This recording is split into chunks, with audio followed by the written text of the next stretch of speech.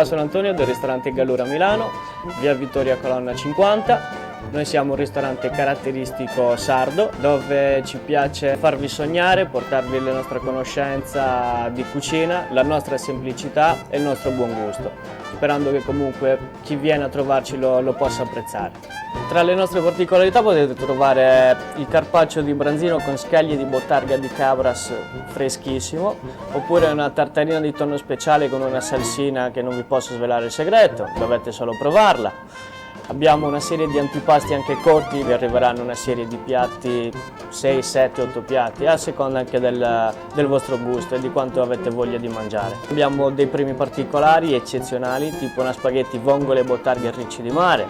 Abbiamo uno spaghettino all'astice granchio che è fenomenale, oppure una spaghetti caratteristico del nostro ristorante che si chiama Posta Spaghetto Gallura, che non vi dico com'è, venite a provare.